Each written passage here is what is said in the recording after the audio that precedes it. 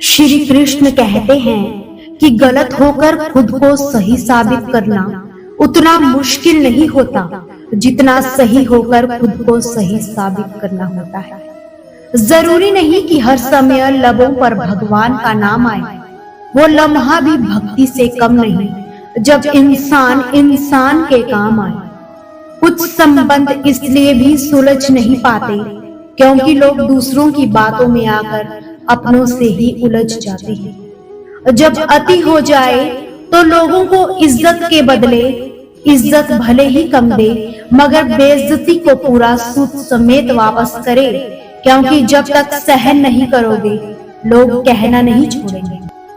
तिरस्कार और अपमान बार बार यदि अपनों से ही मिले तो शब्दों का विवाद उचित नहीं, वहां से निकल जाना ही उचित होता है।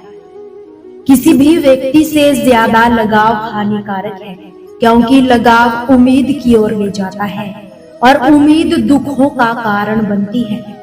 कलयुग नहीं मतलबी युग चल रहा है। जब तक आप सामने वाले के मन की करते हो तो अच्छे हो, एक बार अपने मन की कर ली तो अच्छाइयां बुराइयों में बदल जाती है। ठीक से खड़ा होने के लिए कई बार लड़खड़ाना भी पड़ता है। ईश्वर के फैसलों पर सदा खुश रहो क्योंकि ईश्वर हमें वो नहीं देते जो आपको अच्छा लगता है, ईश्वर तो हमें वो देते हैं जो आपके लिए अच्छा होता है। निस्वार्थ कर्म करते रहिए और जो भी होगा अच्छा ही होगा। थोड़ा विलंब होगा पर सर्वश्रेष्ठ होगा। छोटी सी उंगली पर गोवर्धन पर्वत उठाने वाले श्री कृष्ण भी बांसुरी दोनों हाथों से पकड़ते हैं।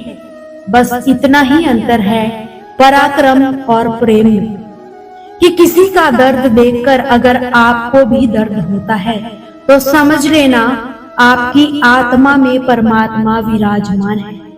कभी कभी दिशा बदलकर भी देख लेनी चाहिए क्योंकि हर जगह धैर्य रखना बेहतर तरीका नहीं होता। जब आपको कोई समझ ना रहा हो तो शांत रहना ही बेहतर है क्योंकि बहस बातों को बिगाड़ देती है। जरूरी नहीं कि सब लोग हमें समझ पाए क्योंकि तराजू वजन बता सकता है, खासियत नहीं। दया और प्रेम भले ही छोटे शब्द हैं लेकिन वास्तव में उनकी गूंज की कोई सीमा नहीं होती।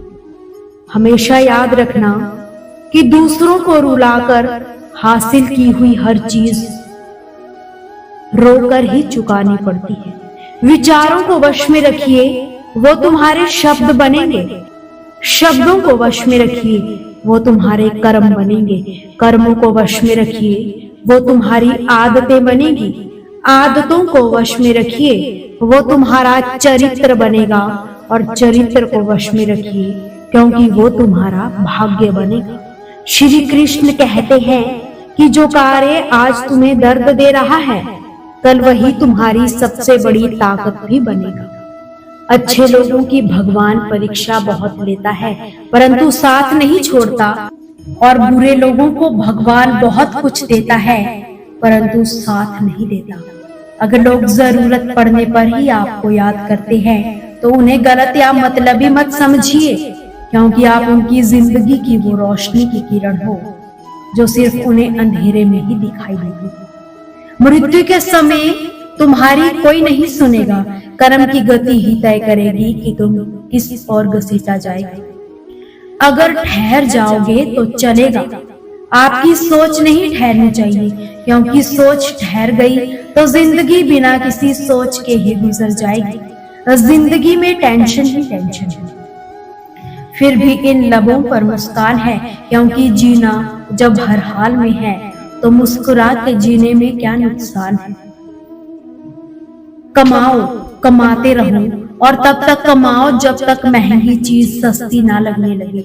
लोग आपकी अच्छाई को आपकी कमजोरी समझते हैं तो यह उनकी समस्या है। आप आईना बने रहो। फिक्र तो वो करे जिनकी शक्लें खराब है। क्रोध को पाले रखना गर्म कोयले को किसी और पर फेंकने की नीयत से पकड़े रहने के समान है। इसमें आप भी जल सकते हैं। धैर्य रखो क्योंकि हर नया परिवर्तन आसान से पहले मुश्किल हुआ करता है।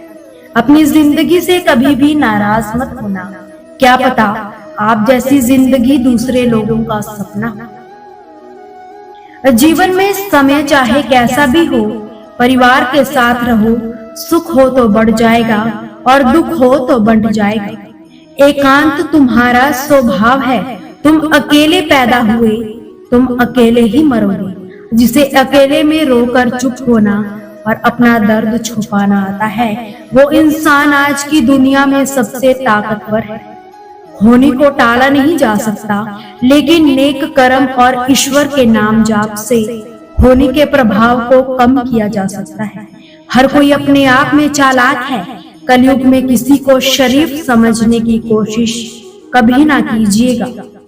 दोस्तों, आपसे फिर मुलाकात होगी श्री कृष्ण के अनमोल विचारों के साथ। हमसे जुड़े रहने के लिए चैनल को सब्सक्राइब जरूर करें।